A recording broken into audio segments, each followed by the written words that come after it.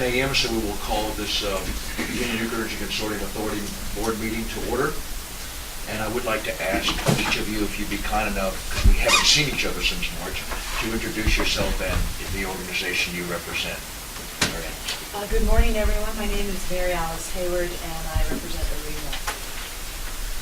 I'm Jonathan Mainani from Jefferson. Tim Steller, I'm with the Virginia Economic Development Partnership. Srinadhika from Virginia Tech. Supatan Pumikaran, Virginia Commonwealth University. Woody Wallman, representing Flowserve Limitor. Bob Bailey, Center for Advanced Engineering and Research. I'm John Cass, representing Virginia Community College. David Christian, representing Dominion. Al Christopher, Department of Mines, Minerals and Energy. Bill Briscoe, George Washington University. And I'm Chris McDonald with the MMA staff to the authority. Donald Hoffman, Excel Services Corporation. Thanks so much for everybody coming, and I'd like to first recognize that we've been attempting to have this meeting for several months now, given all the conflict of schedules. So I'm pleased that we were able to have our second meeting of 2016 in August, but acknowledge at the end of this meeting we'll be trying to find a way to get 2 more meetings before the end of December. Because we are required by statute to do that. So we appreciate very much your being here. There are several members who are not here. Could I ask for the non-members to please introduce themselves and to state the organization they represent? Well, I guess that's just me. Erica Gray. Well, I'm sorry, there's David too. Erica Gray with the Virginia Sierra Club. David Martin Schmooze. I don't see any other non-members of the board here this morning or members of the public. Very well, we will proceed on. Thanks so much. I'd like to first ask you to consider we sent out the meeting minutes, draft meeting minutes from Thursday, March 24th meeting in the same location. I'd like to ask, do I have a motion for approval? So moved. We have a motion, second. I have a second. Any discussion? Hearing none, all in favor by signify by saying aye. Aye. Any opposed? Very well, it carries. Thank you so much, ladies and gentlemen. With that, then, we'll proceed on to a couple of the issues that we have to go forward this morning. I'd like to first go through an update, just give you a sense of some of the things that have been happening, and I'm going to go very quickly on this. Since we last talked, we are integrated and participating in a lot of activities outside of Virginia simply because they affect what happens inside the Commonwealth. And so we are continuing to facilitate and participate with a number of generic activities that are designated to acknowledge and recognize the value of nuclear science technology, especially in nuclear energy. So there's a lot of things that we're going on. I'm not going to go through that. Just go on to the next slide, if you would. I didn't want to go that slow. I didn't know it was going to turn like that. Simply put, as you're probably well aware, we'd have a number of announcements of premature shutdowns simply because of economic conditions over the last several months, and we participated in activities to try to make sure we address that. And as a result, we believe that if we didn't take action, a number of other shutdowns would occur. Just keep going. I always watch this really fast. Sorry. I served as the co-chair on the American Nuclear Society Special Committee on Nuclear in the States. From 2015 to 2016, we formed that organization to set up and establish a recognition of the value of science technology from a nuclear perspective. It's a standard approaches for clean energy standards and for the Clean Power Plan. Let me just insert that would be a lot faster if we hold this. And there's a number of things that we did. We issued a toolkit. We were very successful in that, working with a number of the governors and also with the state, federal, and regional organizations, and as a result, we were successful in getting in a number of different activities. We were going to work with each one of the states, but I discovered that the American Nuclear Society was not quite as flexible as it needed to be able to address all the things that needed to be done. So despite the fact that we did a number of things to save the existing fleet, roll out case studies and other activities, I realized we needed to move forward. So there's a number of things that have happened. If you look at Massachusetts and Pilgrim, you know that was one that was proposed after Vermont, Yankee, and Kewanee. In New York, you heard about the issues related to Fitzpatrick, now Mile 1, and Gunay. We worked with the zero emissions concept. I'll get that for a moment. You know what's happening in California about Diablo Canyon, and they're not currently pursuing license renewal to facilitate an approval of their permits for intake and outtake structures so they can continue to operate Diablo Canyon. And then OPPD's announcement of the Calhoun shutdown, basically saying that their position is financially untenable. And Illinois, Exelon announced the intention to shut down Clinton. Clinton and Quad Cities. With all that in mind, there's a number of reasons why we think the biggest thing we've been able to do is successfully get to a number of governors and to federal and state agencies about the activities of unique nuclear being energy, the economy, and the environment. I'm not going to stay with this. You know all of these things. We'll make sure you get a copy of this if you want this, but this is some of the kinds of presentations we've used throughout the states, talking about what's going to happen if you're going to try to replace nuclear with renewables, what the real impact is. So I'm not going to stay with this. I just wanted to give you a sense of some of the update. We're also working to rewrite the Clean Power Plan. We've got a meeting with EPA at the end of September. We've actually already marked it up, and our intent is to go in and show them what a Clean Power Plan should look like. The A&S is going to continue to focus on nuclear, and I'm going to focus on a sensible energy policy. So what I did was I formed a 501c3 called Sensible Energy Matters to America. And the reason I did that was I was discovering that folks in gas, oil, coal, wind, solar, and other gradables were all fighting amongst themselves and against us to the detriment of one. So basically, people were trying to get an edge on each other, and there was no real common thought process. So I met with the individuals from each one of those representatives from those organizations and a number of the folks from some of the MISOs and some of the other electricity markets to come up with a policy that we could all agree to and then take it to Washington. In other words, instead of having Washington tell us what energy policy should be, us all work together to find an energy policy which appropriately satisfies what we believe should be done for all the different energy sources, acknowledging, recognizing the strengths and weaknesses of each, and then tell Washington what energy policy should look like. So arguably, if we don't know what it should look like, we shouldn't be waiting for Washington to tell us. So I've been successful in establishing an entity that's basically going to do that. And of course, like anything, if you want to control destiny, you take the lead and people will follow. So what I'm discovering is they're saying, okay, Donald, if you lead this, we'll work with you to find a way. In other words, they don't want to take the time. So we're out trying to find a way to make sure we sum up with an energy policy which acknowledges the unique value of nuclear energy in it, but also acknowledges that there are strengths and weaknesses to the other. And so as a result of meeting with all of these folks, I have discovered how they feel about a number of different things, and I think we'll be successful in having something in the next few months. And I'll tell you what we're doing with the presidential candidates to make that happen. One of the things we're doing in Massachusetts, we've already spoken to the governor and the state legislature about the zero emissions credit concept that we worked with the Governor Cuomo and his staff in New York to come up with, acknowledging and recognizing all states aren't like New York, and there's going to be some unique characteristics of things we're going to have to do to make this work for each state with that concept, but they are open to hearing how we might keep COBRA operating.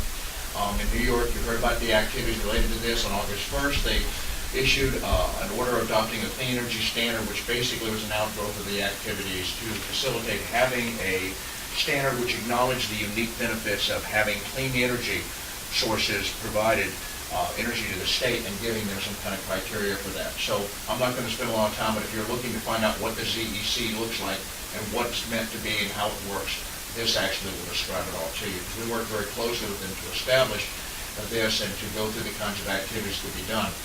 Now, we worked with Exelon Energy to facilitate a sale of Fitzpatrick from Energy to Exelon, given this ZEC concept. Now, of course, you probably heard that Exelon saying, I got to have this, I got to know in September where this is before I can invest the tens of millions of dollars necessary to do a refueling outage in February of 2017. So it appears we're online, but yesterday, it received its first challenge, what they call Ampersand Hydro LLC, which controls 12 small hydro power stations in New York. They want the same subsidy. They said, we're clean power. If you're going to give it to nuclear, you've got to give it to us. So for the first time, what we're seeing is, for the longest time, people would talk renewables as if they were the only clean energy sources, and we know that wasn't the case because of nuclear's clean energy activity. Now we're seeing that hydro wants to play, and so we're not real sure where that's going to shake out, but there's a conference called tomorrow, so I'll certainly keep you informed of where that is heading. In California, we've already met with the governor and lieutenant governor and their staff about the value and importance of Diablo Canyon to try to show that shutting down Diablo Canyon and trying to establish a mechanism where all wind and solar and renewables power the state of California by 2050 is not, by 50%, is simply not plausible from an energy grid stability or predictability standpoint. And we're starting to get some traction there, I'll tell you that, that's all. And for Nebraska, we've gone to see the state legislature already once and talked to them about the zero emissions credit concept. They bought into the fact that it could work, and basically what we're trying to say is, what's more important to you? Finding some mechanism where you can keep the plant basically economically viable and operating, or coming up with the kinds of funding we're all going to have to come up with at the state level to continue on with the decommissioning. Even if they go into safe stores, a number of different issues they have to go through. In Illinois, we're already working with the state legislature. There'll be a meeting there next week where we're presenting the concept of ZEC. Now, of course, a number of excellent people were involved behind the scenes with this too, but the fact is the state legislature in Illinois is very, they're not real sure of Exelon's intense agendas, so what we're trying to do is to be the honest broker to take that from a science technology standpoint. And this just shows you what that's going to look like for Illinois, and I'll quickly run through the rest of the stuff. This information, as I said, will be available to you. We're convinced we're going to change the policies to move forward to ensure that we stop all the activities related to the premature shutdown solely because of the economic conditions that they're operating in. And so we're coming up with a sensible energy policy that's going to allow us to be informed on a routine basis looking at this. So how are we going to make this happen? Well, we met with the Republican Governors Association already. We'll be meeting with the Democratic Governors Association in the next 2 weeks to present this kind of activity where we can enact an appropriate energy policy. And they're very excited about seeing how that could work for them. So all the governors have heard this, either in a group or going out to see them one at a time. I say all, with the exception of a few that could not come there. So our intent is to go and see every single governor and their staff to make sure that we take to them at their place of work what this can and should look like, a clean energy standard appropriately valuing nuclear. Obviously, nuclear produces power in 30 of our states, but if you look at those states that import nuclear, there appears to be 42, at least as a minimum, of the 48 contiguous states that are actually getting some kind of nuclear power in their particular state. So we're also getting rid of the moratoriums and bans. I'm not going to spend any time on this, just to let you know there's a number of those in place, a lot more than I would have ever guessed, but we believe we can be successful with those. We're also meeting with a number of the federal organizations and regional organizations that actually govern our activities, and we still have legislation in front of Congress to treat our nuclear power plants as national assets, given the commitment, time, effort, and obviously cost to facilitate designing, constructing, and placing the operation of these plants. And I'm taking the concept of the Virginia Energy Consortium Authority to the other governors in a much smaller application, and I got Governor McAuliffe's agreement to do this in a common sense that we should have in each state organization, but there be some correlation across the states, because what you do in one state cannot be done in a vacuum without acknowledging what's going to happen to the other ones. Acknowledging this, and this being a bipartisan activity, Mr. Trump formed what he calls the Trump Leadership Council. I'm leading the energy sector of that council, working with the oil, gas, coal, solar, wind, and everybody else on the activity, trying to come up with an energy policy which is sensible, just as we've said. We've presented a first draft to him. He likes it. He's given us comments already once. We're going to continue meeting with him on this. But since there are 2 candidates for president of this country, I'm meeting with Mrs. Clinton next week and her staff to finally try and make sure some way she also has the concept of the value and importance of nuclear science technology, especially nuclear energy, in her activities and discussing an energy plan. And we've made very clear to Mrs. Clinton that we already showed this to Mr. Trump, and the first thing her staff asked what were his comments, and we asked Mr. Trump if we could share them, and they said yes, so we did. So what you're seeing behind the scenes is, and I hope it'll benefit us, is the fact that they're both interested in what the other one's thinking. At the end of the day, if we have a sensible energy policy, I'm not entirely sure I care which one of them cares about what. But the fact is that one of the 2 of them arguably are going to get elected, so we have to work towards this. So we had to figure out what is the imperatives of the fleet, what does this really mean if we don't continue on in our current activities here domestically, what does that mean not only to the U.S., but what does it also mean internationally, and what are we seeing this, how is this working out? So we have a number of actions we're continuing to go through, and we will continue those, and we'll keep you informed because the Virginia Energy Consortium Authority is a major player in this activity simply because they're the first entity in the country that was formed by the state legislature of that particular state to address uniquely and specifically the value of nuclear science technology and obviously nuclear energy for that particular states. Well, one of the things we keep telling all the folks when we make the presentations at all of the meetings or conventions throughout the country is what can you do? And obviously continue to operate our fleet at the highest levels of safety, refining, delivering our message, and working very closely. So that, I know it's kind of quick, but I just want to give you a sense. There's a lot of things that have been going on during the summer, and it is my fervent belief that we can be successful if we continue to message our activities. We have a number of folks that are coming around and seeing the value of nuclear. I'm pleased to report that a number of environmentalists have actually left their position related to being anti-nuclear and are coming over to what they formed a group called Environmentalists for Nuclear Energy. We're meeting with them in Chicago in a few weeks. We're actually going to go as a group, in addition to our behind-the-scenes activities with the Illinois State Legislature, about the value of nuclear. We're also writing letters to the governor of California, and actually we have a number of folks that are coming over from different entities and organizations that heretofore have been very anti-nuclear and working very closely with us. Questions or comments on that? 2 days ago, 3 days ago, an article on about the renewable situation in South Australia, and they have a 50% target in implementing it. And they've had huge price increases in the spikes, electricity prices in South Australia, to the point that they're thinking about abandoning policy. I will, thank you. I hadn't heard that particular part. I had the privilege of serving on the Royal Commission to determine what the nuclear activities could and should be in Australia. And clearly there were some, obviously folks that didn't buy into it and those who did. So let's see where we can find out. And we've been monitoring what's going on in Germany with the activities of phasing out their nuclear program and bringing in more renewables, wind and solar. And the expense, the carbon has soared. They've lost all the carbon benefits that they had in the last 20-some years. The cost of electricity has tripled in most areas and quadrupled in a few of them, and it's my understanding the citizenry is up in arms, and they're asking why is this happening, because the government is not telling them that it has to do solely, essentially, with what they thought was a good political decision, which was to phase out nuclear in a post-Fukushima environment.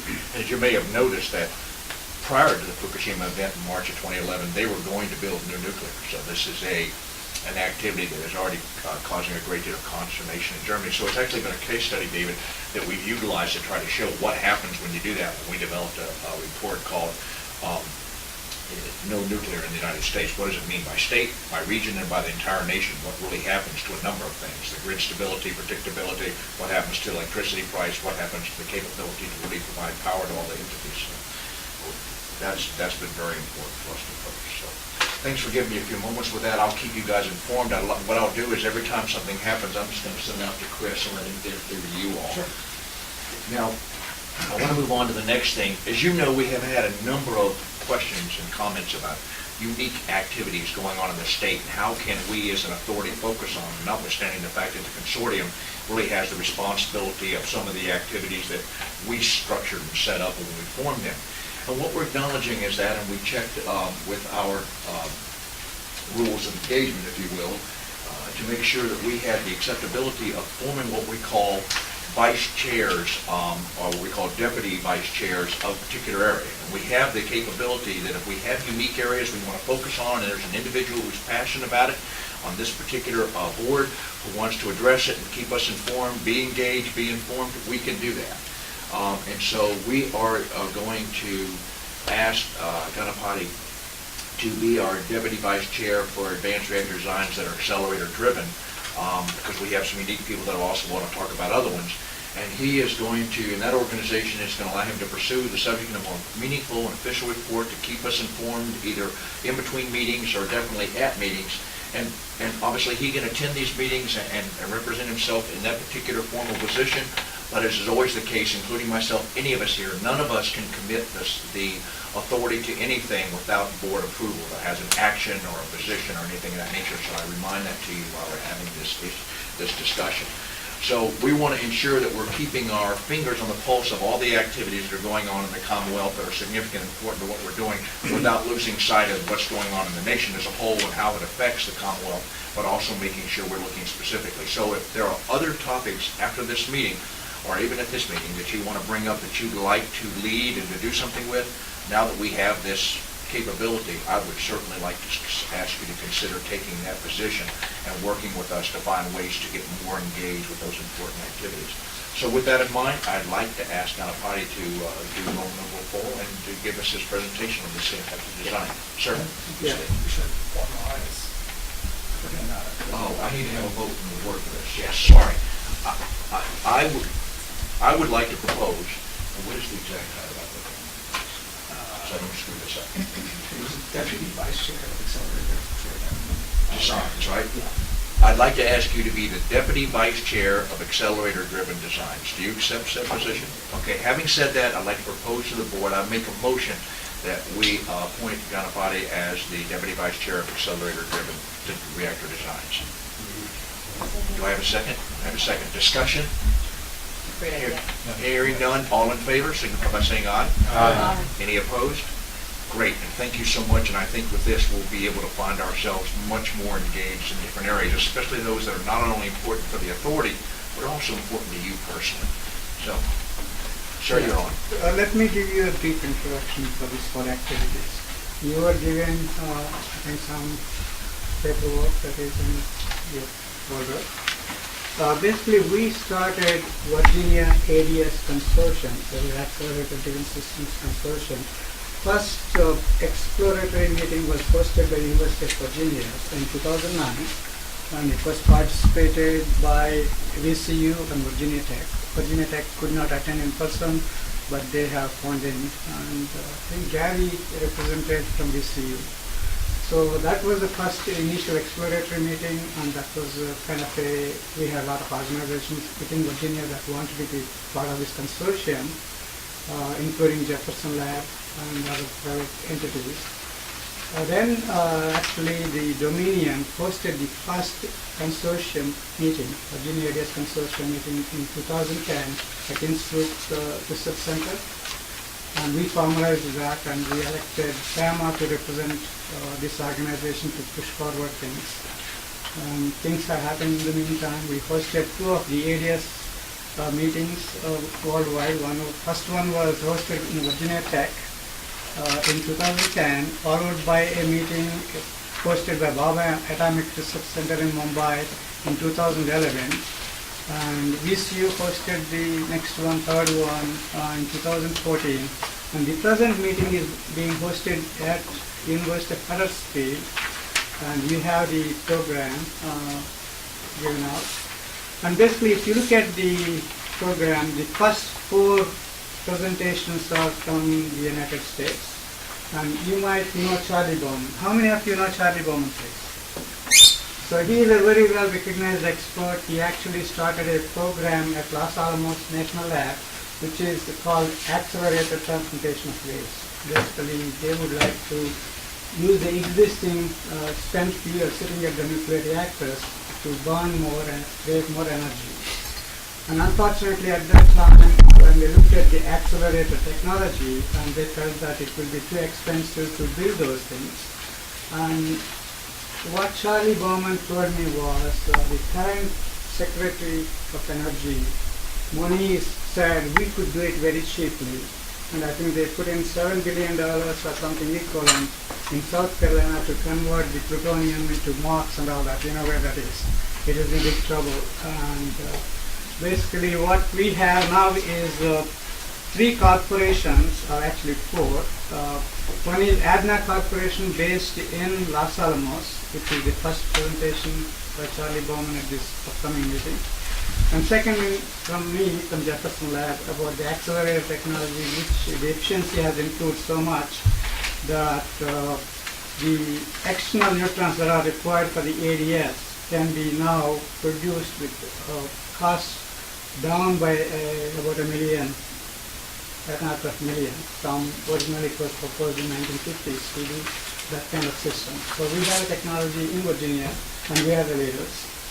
And the third one is a alternative thorium molten salt reactor, which is Thorcon. I'm going to give a brief presentation. They're also presenting there.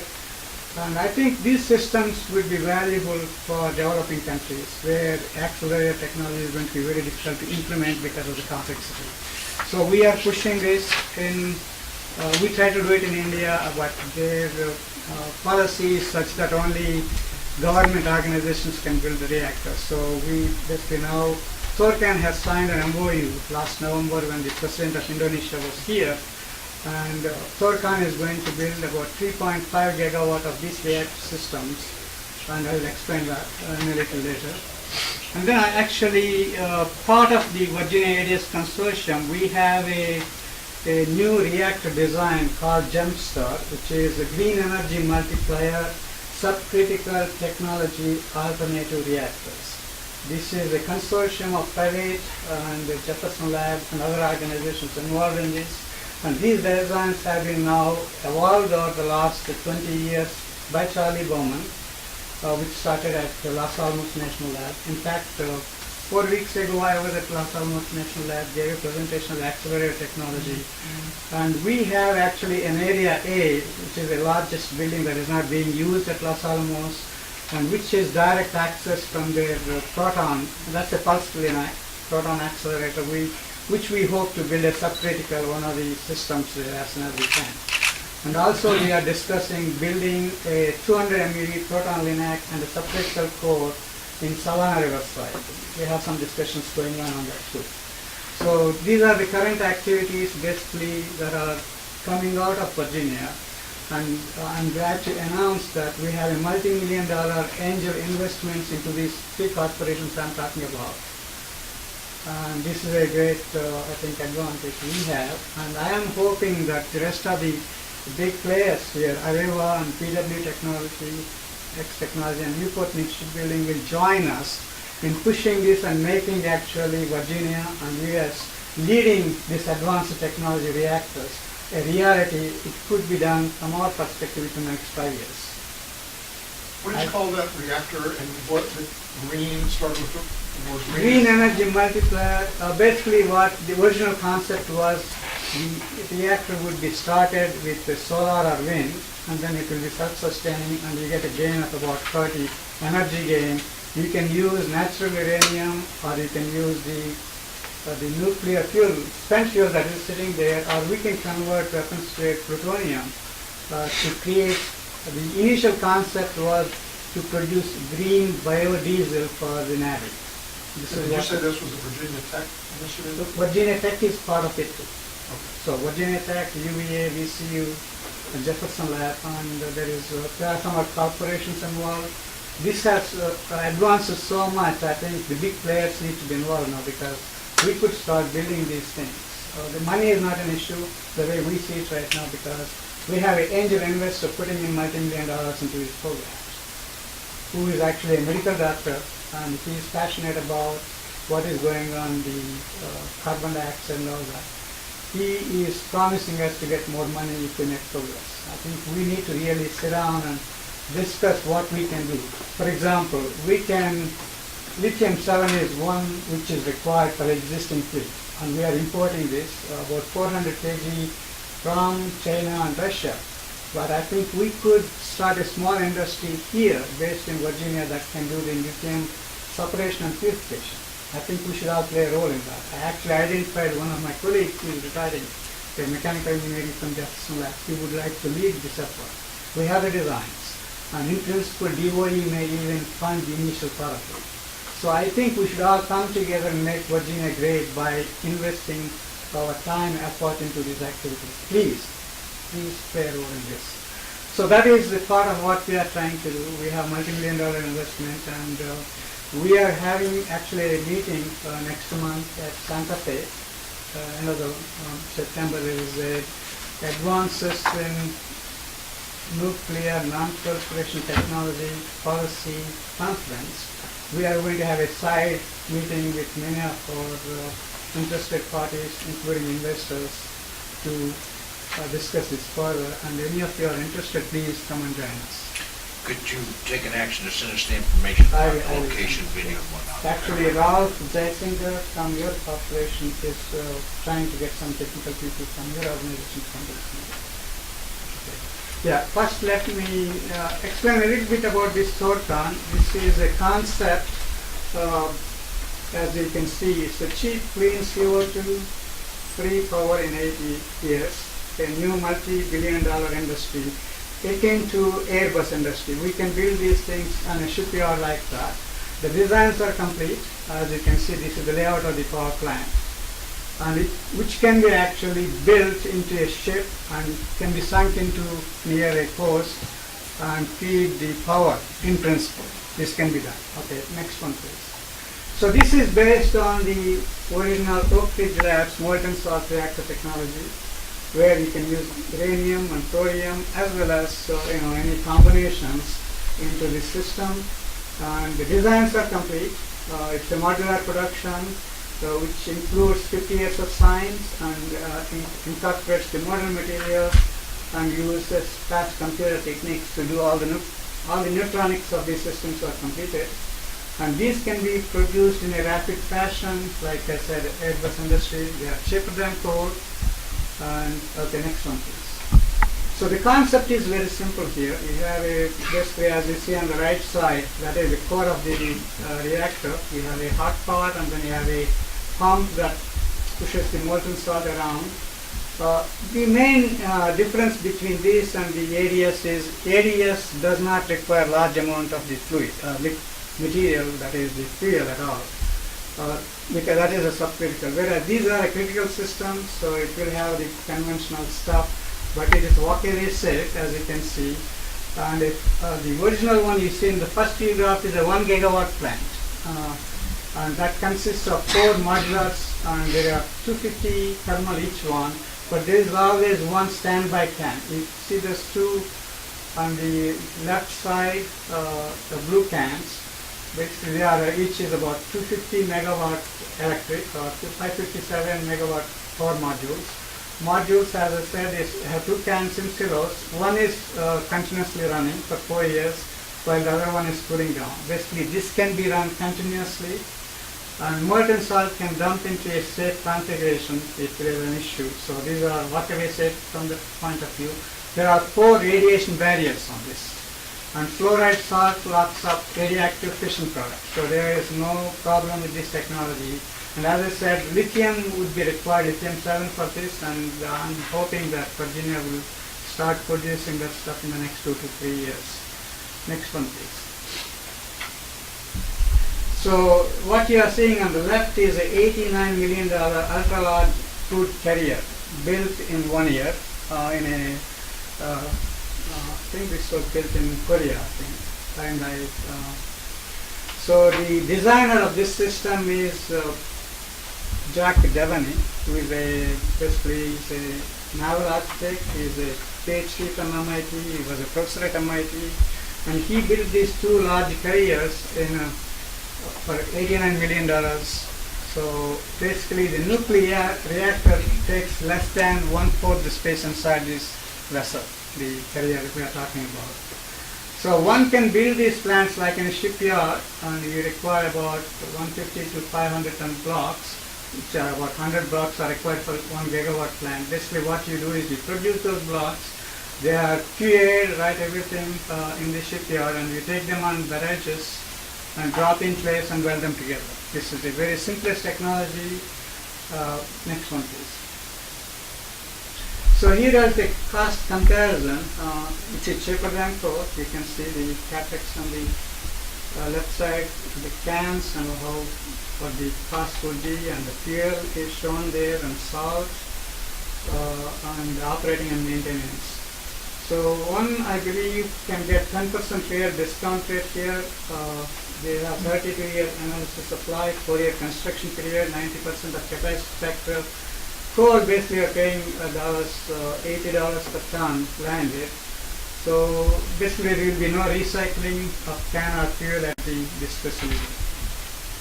As you can see, cost is very competitive. Yeah, next one please. That gives you basically the plan that we have. We have a seed money, and the first phase is already, seed money is available now, so the program started. Phase 1 tests will start in 2nd and 3rd year, and phase 2, we already have commitment from phase 2 from China, and we have commitment from India to build the yard for 200 for Indian fleet, and China would like to build their fleet in China. And I think these discussions are in an advanced state at the moment, and the first plant will be built in Indonesia. Indonesian government has given a site, and their nuclear regulatory commission is working with Thorcon. Things are really getting real right now. And as you can see, a gigawatt plant is supposed to give you about $2 billion. And actually the build cost is only $800 million, and the gross profit per plant is expected to be $1,200. and then you have many other areas that you can make a lot of profit. This is going to be a huge industry we expect. This is mainly meant for the developing world, but I think what we are focusing here in the US is ADS concept, where we can burn the nuclear spent fuel and we can convert the plutonium into biodiesel. In the US we would like to only generate biodiesel because that is a DOD program. We do not have to go through NRC, and we would like to do these prototype plants either at Savannah River or Los Alamos or even at a wet facility in Los Alamos, nearby Hartsburg. So I think these are really getting online to show. I hope that the industry that's at the table would be working with us. They are welcome to join because we require the industry to build these things. Thank you. You're welcome. I would like to ask if you could send to us, write up something that lays out exactly what your proposal is. How does this work for the Commonwealth? What do you think the authority needs to do? How do we engage the consortium and the other industries within the state of Virginia to make sure that they are aware of this possibility, and we can see if we can strike some interest on it. So we're going to need a sort of a project plan from you that lays out, here's what it is, here's what I'm thinking, here's what needs to be done to make that happen, to bring it to reality. Now, we started off talking that you were going to handle accelerator-driven reactor designs, and you went to molten salt, and then you talked about thorium fuel reactors. The reason we didn't want to make him the deputy vice chair for all advanced reactors is because there's multiples of designs, and I didn't want to ask him to cover them all. But I do need to understand, do you want to do more than just accelerator-driven? Do you want to look at molten salt and thorium fuel reactors? Because ADS is molten salt. The reason why we are working these two is there are synergies between these two corporations. Sure. So they benefit. The angel investor is investing in all this mainly because he wants to bring the synergies. So I am actually the person helping the angel investor to put the money in. Okay. So I have to lead this effort. So your answer is yes? Yes. Okay. Molten salt is a subset of ADS. Yes. But it's also a subset of ionic. Yeah, and I'm trying to figure out how to best address this. What I'm trying to make sure is that whatever we ask you to be the deputy vice chair for is captured, because thorium can be in any kind of reactor, and obviously, you know, as you said, you know, the molten salt can be in an ADS and a non-ADS application. So why don't you think about, we kind of thought we knew where you went, what do you think about that, and get back to us, and we'll ask for a vote of the board. Because I'm leading all these three corporations. Sure. And I'd like to hear, maybe before the end of the meeting, why don't you come up with what scope you want to cover, and then we'll take one additional vote at the end about that, okay?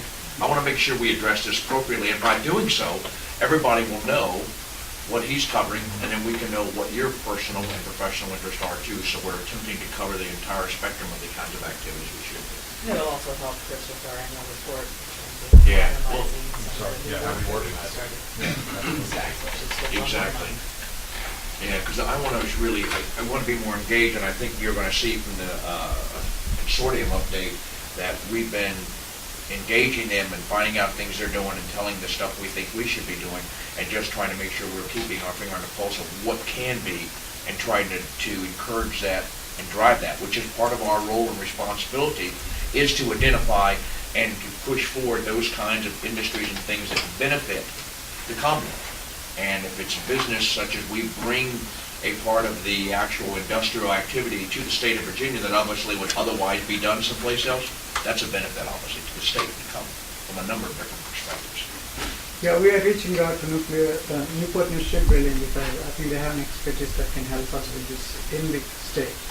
And I think that's what your report needs to say on it. I think we need all the information you can give us. I'd rather you give us too much than not enough, so that we can digest the things you're telling us, so we can act on those even between the meetings. We can't do that. So we can act on those at the meetings. I got to remember this is a public body, so. All right. Any questions for Ganapati, members of the board? Real quick one. The last slide had a list of investments. Those are what you project you need in investments? Yes. Okay. Do you have any of it yet? No, we have the first one. You have the seed block? Seed block we have. Okay. So you have about 10 million? Yes. Okay. I just want to make sure I understood Our where you were, angel- and where, yeah, okay. Our angel investor is the first one, started this and then everything fell into this. Yeah, I just want to understand what you had versus what you wanted to have. Thank you. Any others? Okay, hearing none. Chris, you want to do the consortium update? Sure. Excuse me, and you have to bear with me, my voice has been a steady process recovering. Yesterday I sounded like a crypt keeper, as Donald can attest, so this is markedly better, though I think if it loses, I think Donald's got enough for both of us. What? I accused him of yelling at the governor. I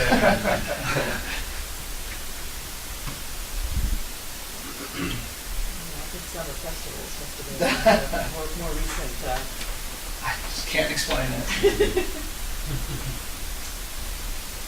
You're saying it has something to do with me. So the first kind of prong of the VNAC update, I know I've spoken to Marshall, we've all heard a lot about it, have been kind of the consortium's activities with the care facility. Back in the legislative session, they successfully lobbied for and were granted funding from the new biennial budget of several $100,000 over the course of the next 2 years, contingent upon some matching funds of some sort from DOE. Or other places. In addition to this, as I understand it, just very recently, the consortium signed a memorandum of understanding with CARE. Bob, do you want to elaborate? Sure, on that? I'll save your voice a little bit too. We'd already been working closely with the consortium, and we decided it would be best for us, for them, and for talking to the world to formalize that agreement. So we entered into a teaming agreement that's a little bit more specific about some of the areas we want to work in. R&D is one, education is another. So we've essentially formalized what we already had, and out of that agreement, there's 3 specific projects that we've already identified. One, obviously, is the integrated system test loop and lab facilities, which we're already doing. The second is a relatively new initiative out of the CAR in cybersecurity. Don, you're familiar with that. And so we've begun some discussions along those ends. And then the third is to see how we could help coordinate what already existed in the Commonwealth through the Commonwealth Graduate Engineering Program and nuclear engineering education. Broader than our MOU, the consortium's got looking at a lot of initiatives in workforce. And since we're involved in the graduate engineering side, we've kind of plugged into that area specifically. So the IST, cybersecurity, and graduate engineering education are 3 specific projects we've already identified under the umbrella of this MOU. But the MOU just basically says, it formalizes the team agreement between the 2 organizations. Gives us a springboard to those things. Could I ask if you could, is there some kind of formal report you've already written about the activities? You've already identified the 3 that you identified and the conduct of those and what you're thinking about? Well, so I provided Chris, although I got to resend it to him because of the email snapped it, a short write-up for the annual report on what we've done with the IST. The other 2 we've just identified, but if you want those in the annual report for this year, I can give you some work on that too. They're still in the early stages where the IST we've been working on. I'd still like to know about them and have the annual report. But I think the annual report identifying that we've identified these as 2 other specific projects. And what we want to do is certainly from my perspective, and the same with Marshall and the Consortium, is to allow, everywhere it makes sense, for VNAC to carry the Commonwealth's flag on its initiatives. Agreed. And that was one of the big things driving it. But I don't want to, if I could, anybody that's doing anything that's an initiative, an activity that you plan to incorporate into our annual report, don't wait till the annual report, because then we're reading it, we're seeing it maybe for the first time encompassed in 17 or 18 other things. If we can identify it and send, can we send that stuff to people before the meeting for them to read? Sure. Just for you to read, so at least you're aware of it. I don't know, we can share it with anybody from members of the public. All I want to do is to make sure that we know about it in real time instead of seeing it a few months later when we're reviewing the entire annual report, because then the integration may not be as obvious and clear, and there may be other things that your organizations are doing that had you known, you might have gone a different direction or a company got on board. So I think we can do a little better in our collaboration and communication. We can find ways to really, I think, strengthen the activity. There's no prohibition on sharing things via email or speaking on the phone. Really, there's a hazy area about group emails, whether or not they constitute a public meeting under the guise of like our statutes, in which case you have to publicly notice series of emails, which the Office of Attorney General is not entirely sure how that would even go. So we try to avoid all group emails just to make sure we don't accidentally have a public meeting when we shouldn't be. So yeah, otherwise I can distribute information, same as I distribute information for all these meetings. Well, I would ask this, like, we've never had anyone but you here meeting with us that have demonstrated any interest, so at least for the time being, if we're gonna send an email out to you, can we copy her on it? Sure. Does the board have any problem CCing her on any kind of information we're sharing about initiatives and activities? I would have thought so. Okay, you all right with that? I'll try not to flood your inbox. Go right ahead. And I guess two other quick comments. We Sure. had, the Consortium convened a meeting 2 weeks ago on the Workforce Act, which brought in a lot of good people.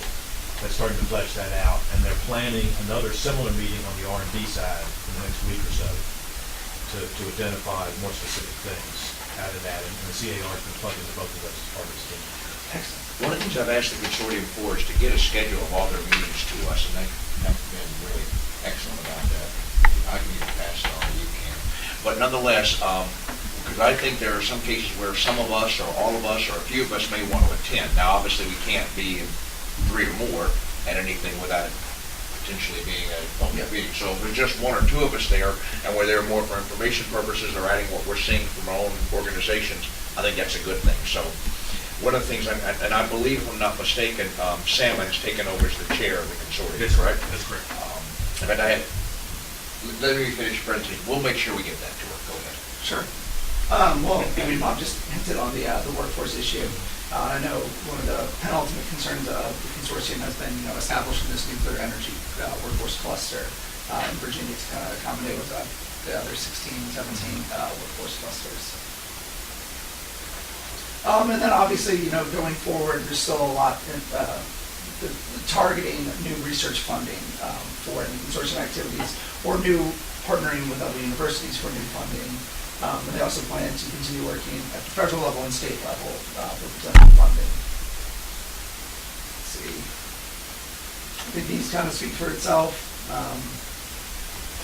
And then outreach, I know, is still a big key goal of theirs, both in terms of recruiting new members, as that will both help with their own funding, since membership does require dues for that. I know that they are trying to turn their website more into kind of a job resource as well for students coming out of the Virginia University system who are interested in kind of the nuclear path, so they want to create a job board and link more folks up. And then obviously back in, I think it was early June, the NEI and the consortium partnered together for the first annual Virginia Nuclear Energy Summit. Had a really great cross-section of folks from academia, from the industry, nonprofits, a day full of panels and conversations. I think a lot of you were actually there, and it really went off very well, I believe. And that is kind of the quick and gritty from the consortium. Marshall did say that if you have any questions that I'm unable to answer, by all means, please, hit him up or reach out to April, and they're more than willing to answer questions. I'm not so sure it's a question as much as a comment. You will recall that when we set up and formed with the bylaws and rules, when we set up the consortium in 2015, and part of the activity was that we asked a number of people to come on and be members at a dues level of $25,000 per member. And the intent was that they would demonstrate success and value to the extent in 2015 to encourage those same members to be willing to fund the activity to the same tune of $25,000 in 2016. Has that occurred? When it comes to new recruitment? Have all the, my understanding is, that's one thing I asked the question, I didn't get a full answer. Has that occurred? Do we have all of the same members have all agreed to sign up? It looks like it has, but I couldn't be sure. I believe so. No, he did not provide any. One of the things I recommended to them based on that is the fact that some organizations want to be a part of the Virginia Nuclear Consortium, but can't because they can't come up with $25,000. That doesn't mean you couldn't establish them several layers, 10,000, 5,000, or something like that. One that allows them to be a part, maybe at a different level, but also allows there to be funding and representation and engagement and support to the activity. So it's my hope that will happen soon, so that we can try to get as many organizations as we can participating, because you can see the consortium is going out and basically doing that which we chartered them to do, which is try to engage every aspect of nuclear science technology in the industry within the state of Virginia. I'm really pleased to see they're doing that. The workforce activities, the research and development, finding ways for funding, being uniquely involved with CARE and helping out with that, Bob. And I mean, there's just so many things that your organization and others can and should do. But I think we need to have a better understanding of that so we can ensure we're promoting it and supporting the activity as we can from the authority standpoint. So that's something we'll be pushing hard for. And again, it was my hope that either Marshall would be able to make it here who wasn't, or that at least Sama would be able to drop by. But she's taking some much deserved vacation right now, so it's unfortunately out of our reach. And we recognize that, by the way, thank you for representing Gary Tepper. We realize Gary's over talking to the architects about your all's new building. I'm writing notes right Other questions about well, this? Well, again, just to say, the CAR, we're certainly plugged in and working pretty closely with the consortium on both the workforce and the R&D. I'll attend their R&D strategy session. And Sam was going to be back for that? Yes, Lead there? yes. Okay, so if you speak to her before I do, would you ask her to reach out to me so I can make sure I'm coordinating better with her, because I want to ensure that we're getting all this info. I want you all to be aware of everything that they're doing before they're doing it instead of after the fact, so you can decide what role, if any, you want to play, what you want to participate, and help out with it in the promotion of our activities along with theirs. I'd like to share something with the public. Sure. I represent a non-profit organization, International Symposium on Hydrogen and Matter, which basically supports the nuclear energy, estimating focus of it. And I saw him supporting 3 graduate students to attend the meeting in University of Harrisburg. So that's what I saw him does, mainly support the graduate or postdocs to go to this kind of meeting. So it's a substantial contribution of $5,000. It was my sense that when you look around the table, all of us, we all have many, many things and many facets to what we're doing in nuclear science technology that are not just limited to the authority. And that's what I'm trying to do, is to leverage that to find ways in which we can, well, maybe leverage it too, to find ways in which we can be successful in coordinating our activities and being, obviously, more of a real entity here for the Commonwealth. So, any other comments or questions about the consortium update, ladies and gentlemen? Mary, what do you want to move on with the executive order? Sure. So yeah, just from the Commonwealth's perspective, we just had a couple of quick updates. First was this Executive Order 57, which I think that obviously the nuclear industry played a key part in. So as you are likely aware, if you ever listened to our governor, he is very much aware of the problems confronting us when it comes to climate change. He's quick to harp on the fact that previous administrations either didn't take it seriously enough or wouldn't even refer to it as climate change. But he has tried to run at 1,000 miles an hour to try to do what he can. Obviously, he's had some of his efforts thwarted through legislative action. For example, the Commonwealth has been not allowed to spend any funding on any work with the Clean Power Plan until the stay has been lifted. So a lot of his efforts have indeed been halted. But in the face of this, he still wanted to try to move forward. So recently signed should say 57, not 37. Sorry about that. And I've included the actual executive order in everyone's pamphlets. A measure to develop carbon reduction strategies for electric power generation facilities. Noting that between 2005 and 2014, Virginia has already reduced carbon emissions from its power plants by 21%. Even with that, however, the electric sector is still responsible for roughly 30% of the carbon dioxide emissions in the Commonwealth. So with that in mind, the governor has signed this executive order in order to create a working group to pull together agency heads and executive level government members to actually put together a work group to study and recommend methods to reduce carbon emissions from electric generation facilities. Repeated 37 twice. So with this, under this executive order, there are kind of 10 key prongs to it. I think number 4, 5, and 7 are largely where we might be able to provide some sort of input or at least some sort of evidence. Number 4, obviously the impact any reduction requirements placed on the reliability of the electric system. Number 5, the impact any reduction of carbon pollution may have on electric rates and electric bills. And then number 7, the cost effectiveness of pollution reduction technologies that may be deployed.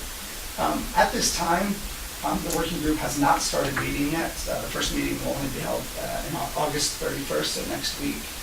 This will convene then and then continue to meet until spring. There's some sort of public comment going to be allowed. They've not really fleshed out the finer points of this yet. This is all very, very new. But one way or another, I think it is worth keeping in mind that we might have a nice angle on this, since, you know, being a carbon neutral generation at the cost that nuclear puts out and the reliability and stability that it puts out is obviously going to be a very key part of electrical production in Virginia for years to come. Is that the working group at the bottom? That is, yeah, that's the working group right now. Is it possible for us to get on, become a member of that working group as the authority? Unfortunately, it is not, at least maybe Al can fill in right now, but it is being limited to agency heads, as my It understanding. sounds like there might be an opportunity, though, to go as a stakeholder and present information. Absolutely. Which would be the appropriate role for the authority. And certainly our role under DMME would go back through that channel. Right. Right. So anything that VNet and the authority might have to say would be channeled through DMME back to the working group. Yeah, and we'll learn more. I've been asked by several, you know, how do you attend, how do you provide input, how do you find out? And until the first meeting is held, I'm reluctant to say, but we do have a DMME representative. Right. So after the first meeting next week, can you keep us informed of when the meetings are being conducted and when the opportunity for us to engage and provide supporting information would be? I will do that. Thank you, sir.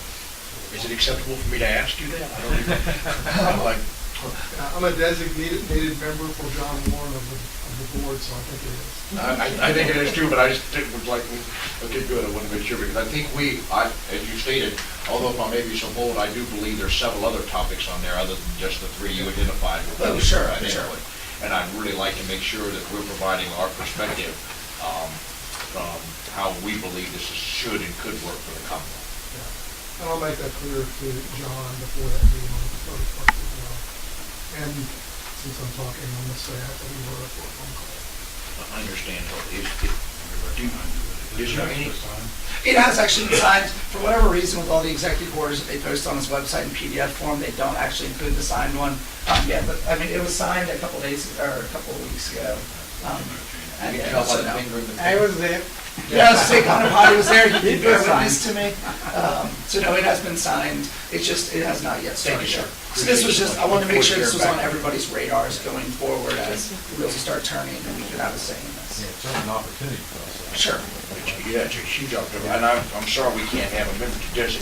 Should we have somebody who's, I'd like to get the opinion of the board, should we have somebody that's specifically the board representative to that topic to follow it, to make sure our input's being? I have been invited to this meeting for the announcement. I don't know how I got And invited. in what role? Is Jefferson Labs or authority? I don't know. Chris might know why I got invited. It'd probably be invite to the actual signing. Yeah. Oh, we're Probably. talking about the next meeting next week, right? No, Oh, I think oh. it's This was I was there. It was a large, the signing coincided with either the Governor's Energy Efficiency Council meeting or the Virginia Energy Council meeting. I don't recall which it was. Efficiency Council. Okay. But yeah, when it comes to the next meeting, again, I think we'll have a lot more details after next week when it comes to who is invited, what these meetings will really be about. Like I said, this was just to make sure this is on, getting in the back of everyone's minds is something that we should be aware of and should be ready to jump on. I do not know why I was invited, but I got invited. I went. I think it's great. Somehow we need to know when those kind of things happen and when there's something's happening that might have an impact that we either could be at or should be at, that someone's represented. I mean, otherwise we're piecemealing this. Well, that's why going forward with the first meeting being held next Wednesday or Thursday, I think we'll actually have an idea. And like Al said, John Warren's DMME director. And this authority is kind of under that umbrella, so to speak. And John has a seat on the working group. He's one of the 5. So there will definitely be, we will have our finger on the pulse to be able to actually weigh in some fashion. And when it comes to normal public comment, they haven't decided exactly how they'll handle that yet. But according to the executive order, there will be some form of public comment available. Chris, you may want, were you at the Senator Mark Warner's policy meeting? I wasn't there. Oh yeah, maybe you want to say a few things about it. Sure. So Senator Warner, as he has gotten into this term, has made energy a bigger priority of his when it comes to his federal action.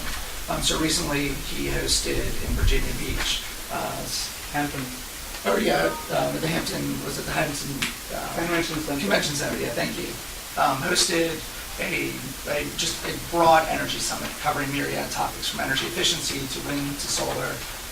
And I will say the consortium and the authority were well represented there in terms of comments and questions.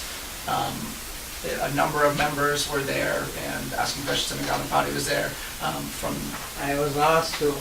get to ask the Secretary Moniz a critical question about the future How of many people nuclear on the energy. board knew that occurred in Virginia Beach? I think that's great. Hey, listen. I want to know about every damn thing that happens in this state about energy. I don't know how to make that happen, but I don't mean me, but if we're going to be the Virginia Nuclear Energy Consortium Authority and we're going to work about anything that's nuclear related to energy, then we ought to know every time. We ought to at least know when something. So by and large, for this, we were very, very late to the table when it came to this. Planning was not done through our office. Our office was not reached out to about Virginia energy policy, which is astounding to me considering that we are the energy office. I wanted to give a talk, I didn't get to, but I got invited to the next, whatever, I think Mark Warner has a meeting in September, he hosted his rant. I have no idea. I got invited, so I think he Yeah, understands. but you're playing a role in the state. I just don't know how as an authority we can do our job if we're not better informed about what's going on. No, he knows actually, I was able to share some of my What is the initiatives. September meeting? No, he invites people to his farm, it's a kind of a pig picking or something. So this first time I got invited, so which is happening, I think, September 15th in his farm near I've heard nothing on this. In general, I've been wondering, between meetings, there's very little information. That's going to stop. Oh, no, I agree. We really, again, I know it's been a number of months, there's been a number of things happening, and I know it's not your fault, but it's so hard to find out what the state is doing until after it's occurred. I was like, wait, whoa, time, there's got to be some way, because obviously the state and the public has to be informed about these things in order for them to attend, to be a part of it. I just don't know how to get on that. I know when it came to this, Warner's Energy Forum. Almost annual, Collis Warner pig roast. Yeah, I don't know who gets invited, but he is I aware of what we are I have doing. no idea what that You're is the man, about. your job is to get us on every listserv. And I know, I will say this too, I think I mentioned this at the last, our Division of Energy is through the Secretary of Commerce and Trade, and that office is very much in flux right now. Senator Jones, if you had not seen already, he is 1 or 2 weeks out from stepping down. He will be moving on to a different role, and Secretary Haymore will be taking his role. So it has been a lot of transition right now, and I think that once this is formalized and finalized, there should be a much, much more effective, clear stream of communication. We appreciate that.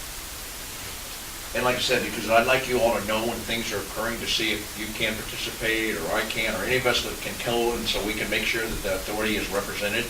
I think a lot of individuals and organizations are not aware of our existence and the important role we can play, so we need to do a better job of getting out there in front of others. I will say when it came to that one forum, not only, I mean, in a formal capacity, the authority wasn't invited, nor was VALDO, which is the Wind Development Authority, nor was VACITA, which is the Solar Development Authority. So there was no deliberate disregard of one versus another. It was very much a last minute. They were consistent. Yeah. No, I think, They consistently ignored all of us, so I understand. no, I think I was invited mainly from the authority, that's my belief. Okay. Well, then moving on, I have 2 more things to bring up. First, when it came to the update from the Commonwealth, outside of the executive order. So we are currently in the process of updating the Virginia Energy Plan, which the last version was 2014. This one will be a 2-year update to see how far we've come with the governor's energy priorities, and then what we still need to get to. So I am putting together an update on behalf of the authority. It'll be basically a kind of 2 or 3 paragraph blurb about what we've done. So kind of the main prongs will obviously be propping up the consortium. And then when it comes to the consortium, we'll have consortium activities such as the funding for CARE, the NEI, VNEC conference, and others. So I'm going to put together the final kind of 2 or 3 paragraph blurb and send it out to the group for comment to make sure that I encapsulate everything that this, the authority has done or wants to highlight. Are we allowed to comment on the Virginia Energy Plan? So that's what this is. This is an update. So I'm putting together a very short update. It'll be kind of a pamphlet style. Yeah, but that tells them what we've done. It doesn't tell them whether or not we agree with their plan. It's written. Well, so this is basically a status update with where we've gotten for this. I guess I'm gonna look at you for a second, Dave. I gotta believe you're involved in this. So what if anything should the authority be doing, in your opinion, to comment on the new Virginia Energy Plan, the contents thereof, the focus, the way it's doing it, how is it valued in essence? Existing plan, I think the next plan. Yeah, this is not for the next plan when it comes into what our recommendations are, what the goals are. This is a status check. Yeah, this is, okay, the 2014 plan came out, we're 2 years into it, here's how we're doing so. Oh, okay, so it's just a set, what have we done, what do we think the impacts of that are? Exactly. It's interesting to read that, Gives okay. enough opportunity for us to report to the governor, but also to the public. They are not seeking any inputs at this stage. No, it's purely a status check. Thanks, appreciate it. And then the final angle for my little bit of update is that the authority annual report is due in November. We've turned it into the assembly and the governor no later than November 15th. We got it in last year, so I want to make sure that we're all thinking about it, since obviously this summer was evidence, time flies, and it is tough to kind of get us all in the room together. And since our annual report does require a full vote of the board, we need to make sure that our timeline is set on that angle. Largely, a lot of that is work that I can do when it comes to asset inventory, just a matter of kind of pounding the phone and checking websites to update addresses, update employment statistics. I will ask that each individual on the board actually double checks their own information when it comes to degree programs from the schools or employee numbers or any of the kind of public financial information that's available there. So if you will please double check that. I sent out a link to the annual report. I can send it again. You can also find it through our website. Pretty easy to go through. Beyond that, we do have to kind of provide a status report for what we've done in the last year, as well as updated recommendations. The status report, I can largely put that together, but I know a lot of, as Donald said, a lot of what happens kind of happens out actually in your own territories as opposed to kind of on the up high level. So if you will, please take some time to think about what has happened or what you would like to include in the annual report. Rather than telling me, if you do not have anything to report, please tell me that, so that way I don't continually call or email or harass you. So if there's nothing new that you want to report, just let me know and I'll check you off the list. So with that, with this annual report in mind, we should figure out when we're next meeting. We do have to have 2 more meetings by the end of the calendar year, just due to our statutory requirements to have 4. Obviously, it's going to be a little bit more crunched in since this summer became such a tough time for everyone to meet. Well, before we go to that, I would like to encourage each one of you to please add anything you can. The fact is, if there may be things that are much more significant and important than you might think they are possibly in the scheme of things. So the more you provide us, the more we can show the authorities engaged and with its responsibilities in carrying those out in addition to what the consortium does. Obviously, our first goal was to set up the consortium, but we have other responsibilities too. And I believe if we have a better approach and understanding about that in communication, we can play a larger role in influencing the good activities here in this state. So I agree with you. And we have to have 2 more meetings, and obviously one needs to come in plenty of time for us to get this report in on November 15th. Right. So that would say that our next meeting can be no later than October. So I would ask you, if you have calendars, we need to set a time for October where we can all come together. Obviously, when do you think you can get the draft out for all of you, or sometime early October? Yeah, once everybody submits their comments to me, so it's really a matter of how long that will take. Well, if we could set a time frame that everybody provides their comments no later than, let's say, September 30th is a Friday. We can give all of our comments by September 30th. It gives us the rest of the month.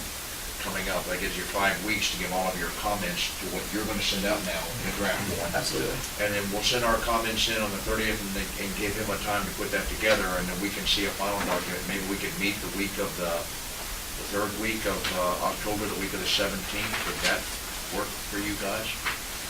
How does the 18th on Tuesday look to you? Is there? That's fine. If the 18th works for you, raise your hand so I can count and see if we can get a quorum. I understand. This is Well, looking too easy now, so far. yeah, the 18th is problematic for me, other than that's one of 2 potential dates we're looking at for a kind of a soft launch for the cyber mission. Either the October 11th or October 18th. It's not, it's going to be an invite kind of deal. Does the It'll 20th? probably be the 11th. But no, what I'm getting at is, even if it is the 18th, if you wanted to hold it in Lynchburg and piggyback on top of that. Then we could actually elevate our role by being supportive. That's right. That would be, You're talking about us actually holding this meeting in Lynchburg Right. instead of Richmond. right. Would anybody have it's for you and me, it's the same thing, but I'm not sure about all the rest of these characters. Does anybody would have a problem having that meeting on the 12th in Lynchburg? The 12th? I'm sorry, the 18th, sorry, I meant to say the 18th. I don't know, it looks okay. Well, what time would work? Is the, probably the morning or what works for most people? Afternoon would be better. Huh? Afternoon better. Afternoon's better? I have to drive there. Yeah. Well, how many of you could attend a meeting in Lynchburg on the 18th, starting at 1 o'clock? Raise your hand. 1, 2, 3, 4, 5, 6, 7, 8. I will do that. I like to drive. Well, you have to be there too. Don't even think about escaping. So arguably, we could get a quorum, and because that's mandatory. I'd like to get as many people as we can. Okay, so with your all's permission, we're going to send out the date as 1 o'clock. 1 o'clock, all right? Hey, would you like to visit the farm at that time, Charlie Bowman's? You can see, no? Okay, all right. And you'll give us the provisions to have this at the care facility. So the VNEC meeting is at 1 o'clock Yeah, ours. in Lynchburg. And do you want to, like, we can try to conduct this in an hour and a half or so? Can you give us a half an hour tour of the facility? Absolutely. Yeah. Dave, I'll be in touch. I have some stuff to touch with you later, sir. Thank you. All right, so that would take care of one of the meetings, and that would give us plenty of time to submit the thing by November 15th. Then arguably the second meeting probably ought to be in December. Sorry to ask you that, but, and you probably want me to stay away from things like the week of the 19th is my guess, or the week of the 26th. Yeah. So how does the week of the 5th look to you? That's the first week of December. Monday is the 5th. There's a big energy event on December the 6th down in Southwest Virginia. American Energy Society is holding a southeast regional meeting. They came to the VNEC summit. Oh, yeah, you're talking about the American Energy Society. Yeah, American right? Energy Society. They've got an event down in Bristol, or Emory and Henry, on the 6th, night of the 5th, day of the 6th. They haven't quite, they're just getting ready to promote it, but I've got the information. I don't know if people want to go all the way. So, no, so I'm not suggesting that, but I know I'm planning to be a part of it, and there may be a couple, I don't think I'm in this group. Well, But it's also one of those energy-related things we should be aware of as a group. right. I mean, I'm a member of the board of the United States Energy Association. I need to